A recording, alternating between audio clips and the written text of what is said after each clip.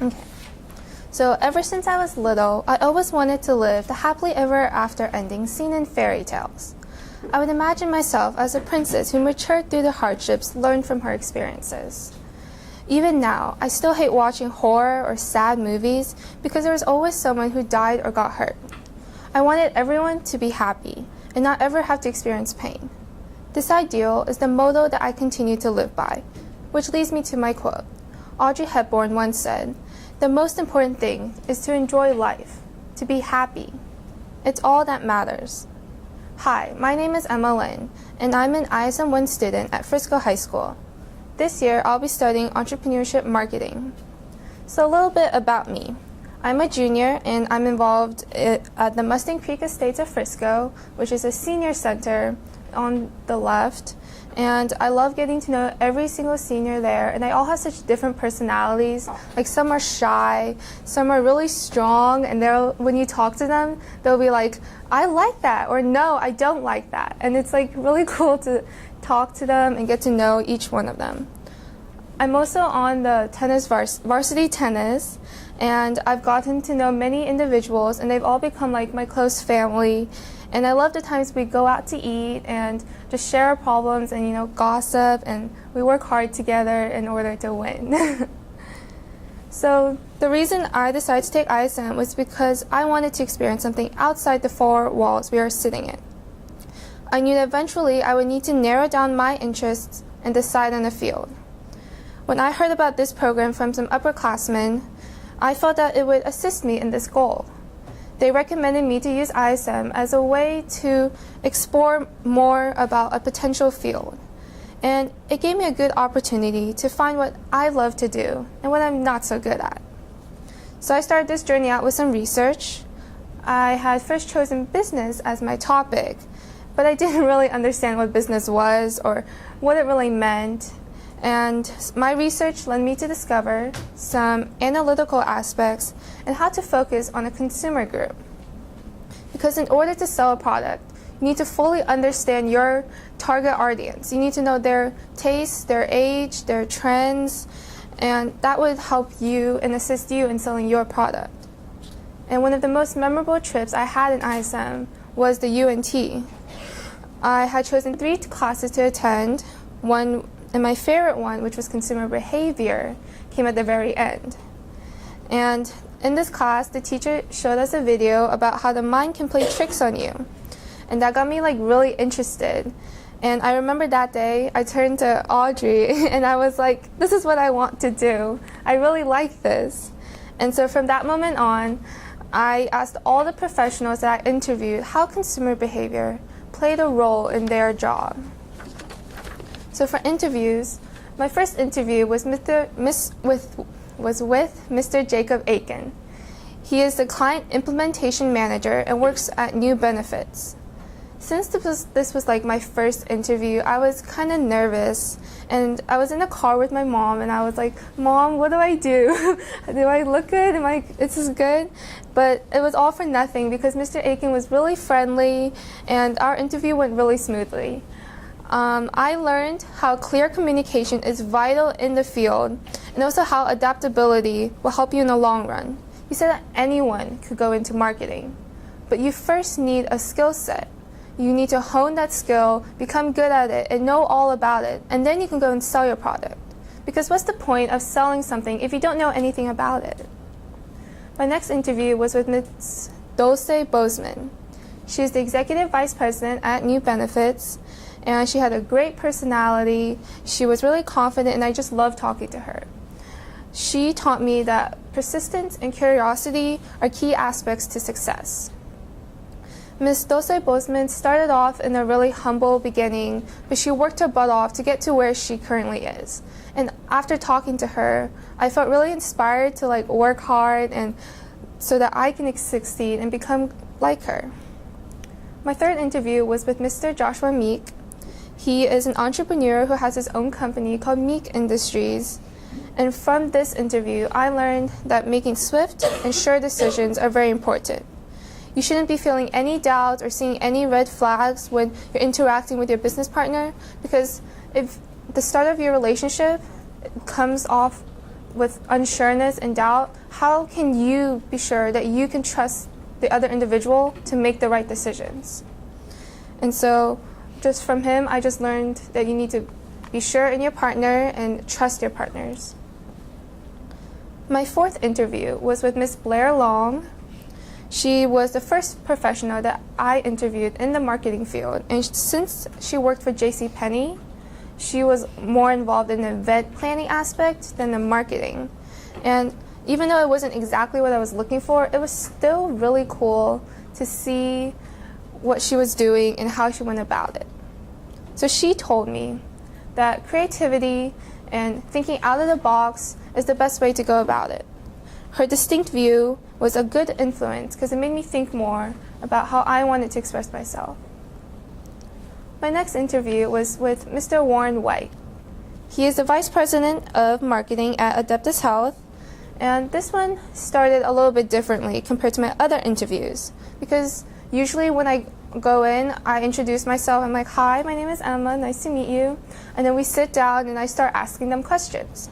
But this one, after I introduced myself, he was like, Emma, tell me a little bit about yourself. And I was like shocked because I hadn't prepared for that and I wasn't ready and I was just like, but it was all good because he was really friendly and I learned a lot. So from him, he taught me that consumer behavior is not a field that you can go into. It's the base or the foundation of business or business interactions. Understanding the motivations of clients, what their goals are, how they want to get their goal, that's what consumer behavior is. And you can't go into it because it's not a field like you can go into engineering or become a journalist. It's just like a skill set that plays into business. So my sixth interview was with Mr. Stephen Lobo. He also works at Adeptus Health, and he's a marketing analyst. And from him, I learned that trust is crucial, especially since he works for a health company. People are trusting their lives to him, and he needs to live up to that trust. So it can be played into any other types of company, not just health, but trust is a very crucial thing when dealing with customers or partners. My seventh interview was with Mr. Blake Lewis. He is currently my mentor, and he owns 3 Box Strategic Communications, also called Lewis Public Relations. But he assists other companies in their interactions with the public. And I like to think of them as the middleman between the public and the media. They work to help their clients edit reports and plan out the best way to address an issue and create announcements. And the one thing I gained from this interview was the meaning of value. So if a product has high value, that is so much more important than the quality or the quantity or the type of product you have. Because if people place a higher value on things, they'll think it's worth their money or worth their time. For example, Starbucks. Starbucks costs about $5 per drink, but why do so many people go to Starbucks when they could get like a $2 drink from Dunkin' Donuts? It's because the value in Starbucks is much higher, and people think it's worth their time to wait about 20 minutes in the morning to grab a cup of coffee. So I just learned that value in a product is what really counts. My last interview was with Mr. Mike Covert. He was kind of intimidating when I first met him because he was really tall and really confident, but he was really friendly and he was really observant. He noticed the way that I talked, and I felt him making judgments as I was like asking him questions and commenting on them. And he told me that creativity is a major aspect of an advertising company. And when I handed him my standard resume paper, he was like, this is pretty good, but it's not great. He recommended that I try a different kind of resume, maybe a video where I can like show who I am and talk to the employer. Or maybe if I create a cartoon, because when you're in an advertising company, you want to express your thoughts and your messages differently than everyone else to be noticed. So that wraps up my interviews, And for my original work, I wanted to do something that would either be useful to me or to society. And I thought that a marketing strategy for an already existing company would be great, and I would help that company spread the word, market their products, but this was kind of proving to be difficult because I couldn't get well-known companies to conduct an interview with me, and I had decided to create a business plan after talking to my teacher, Coach Goff, and we called my company Yoma Boba, which was the initial name, and I thought that if I had my own company, I could make a specific marketing strategy just for it, and it can send out the right message. So when I first started, I had literally no idea what a business plan even was. I had to find examples online. I asked my teachers, my mentors, my friends. They all helped me get ideas to create my business plan. So I'll just outline what you need for a basic business plan. And you need executive summary, the company summary, the product description, store analysis, customer analysis, and finally your marketing strategies. The executive summary is just a summary of the whole company and the first thing that a potential funder sees. It's one of the most important pages in your business plan because people don't want to read your 500-page business plan. They just want to see the first one and they want to be like, ooh, this is good, maybe I'll look further into it. Or no, this is not good, and then I'll toss it out. And next, the company summary just states the mission statement and the goals of the store and how I'll get about to achieving those goals.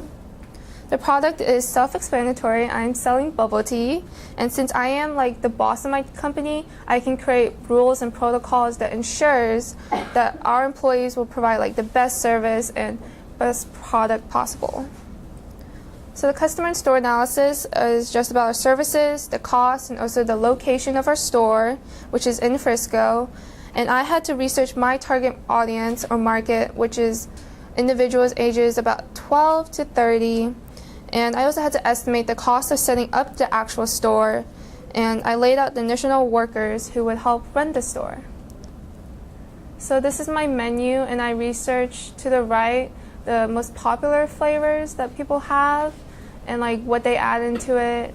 And then on the left is my menu. It's just a basic chart. And I then did a marketing strategy, which is called Happy Hour. And every Thursday, come to my store and you have 25% off all the drinks. You can sit on bean bags and you have trendy music playing, just hang out or do your homework. So for my mentor experience, my mentor is Mr. Blake Lewis, and I was really lucky to have him to agree to our mentorship because he's a very busy person and is also very passionate about his work. So the start of our journey was actually really funny because at the end of our interview, he asked me, he was like, how did you get my contact information? I was like, Mr. Warren White had introduced me to you, and he was like, who is Warren White? And I was like, you don't know the person who introduced me to you? But it was really weird, but it was funny. And so although our mentorship may have gotten off to a unique start, the whole process was great. And every week for my mentorship, I had to drive down to Dallas by 8 o'clock. And this may seem like a troublesome thing, but I just started driving, and I love to drive, and it was a good opportunity for me to drive my testing skills and also spend time. So the major things I learned from this mentorship was not the things about business, but also life lessons. I remember the first time I was in his office, and I really enjoyed the atmosphere that he and his coworkers created. Everyone looked happy, and they greeted each other with jokes, even though it was bright and early in the morning. And another thing that I remember from this mentorship was when Mr. Blake Lewis arranged for me to visit his close friend, and I got to interview her. She owned her own pastry shop, and she had started from where I was with creating a business plan and marketing strategies. And from this interview, I realized that genuine relationships are key to success, because she told me she had one time ran out of like materials to make her product, and she like called her ingredient or material person and was like, I need some flour, can you please send me some? And her product wasn't due till next month, but since she has such a close relationship to her business partner, he was like, sure, I'll bring some down. And I was like, this is great, because if you have people who can help you in times of need, you're gonna like succeed in the future. And then one last thing I wanted to share about my mentorship with Mr. Lewis was when we went to a bubble tea store in Plano. The store was called Boba Land, and we accidentally arrived 45 minutes earlier, and so we had to sit outside the store and wait for it to open. But like I had my budget plan ready, and he was like looking over it, and he gave me many ideas. And the reason we chose a bubble tea store was so that I could take a look at authentic bubble tea with like an actual store with an environment, employees, decorations, and also the kind of customers that were coming into the store. So overall, my mentorship was really unique and such a fun experience, and I got to know many different kinds of people, and I really enjoyed the environment at Mr. Lewis's workplace. He always greets his employees and also makes jokes with them, and it makes me kind of look forward to having a job. So for my final product, it was a build off from my original work, and the first thing I did for my final product was continue to research more about the demographics of my store. I had to find out about competitors and the reasons that businesses succeeded or failed. The most prominent reason that businesses succeeded was because they had clear communication, they spent time on developing their company, and they controlled every last detail to every penny that was spent. And they also gathered enough information about the competitors and their customers. And also the reason that most businesses fail within the first 10 years is because they run out of cash, or they fail to communicate, or they overspend. And looking at other people's mistakes and learning from them is a good way to succeed. So my target audience are teens from ages 12 to 30, and I created a sheet where I researched the average age and the average income of most households in Frisco. And so the household income is $123,055, and there's also 49% lower crime rate in Frisco, which means that the streets are safer for children to come to my store and just hang out. Going back to the household income, because $123,055 is actually a pretty large number, that is good for my business, because that means that families in Frisco have extra money to spend.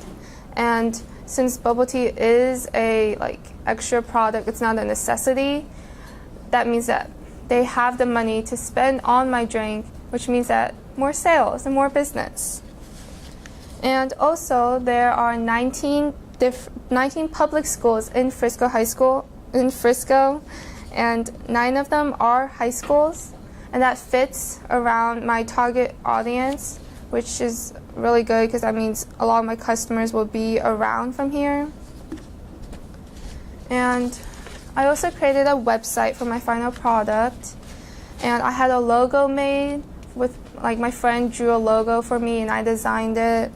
And the link is bubblebar00.weebly.com. You can check it out and tell me how it is. And so I'll keep going. I also created a budget plan where I laid out the materials that I would need to start out the business. After I calculated all the utility bills I had to pay, the furniture expenses, and also the rent, my monthly cost was about $10,549.05. And I also had to calculate the income that I would make from selling those products, and I got $14,397, and so my net income is about $3,848. That's a pretty good range for just starting, but it probably won't be like that for the first few months. So in completing my final product, I had hoped to increase my knowledge of business. I learned that a lot of work goes into making a business a success. Setting up a business takes a lot of research, and not only on the business, but also on its surroundings and its customers. Something that I want you to take away from this is that successful people aren't just hardworking. They're also creative and observant and consider a situation from many different angles. And so ISM has allowed me to grow and mature from all the interviews I had to conduct, all the people I met, and I wouldn't be who I am and like how much I've developed without ISM. So that was my final product thoughts. And to end my speech, I just wanted to ask you, what do you want to remember from this course, this speech, this day? 10, 20 years from now, I would like to be able to look back and say, this is where it all began. I'd like to thank everyone for sitting here with me right now, and I'd like to thank my mentor, Mr. Lewis, for all his guidance. I'd like to thank my teacher, Coach Goff, for all she has done to assist me in this journey. And then finally, I'd like to thank my family and everyone for supporting me through this year. And I hope you all have a great night. Thank you.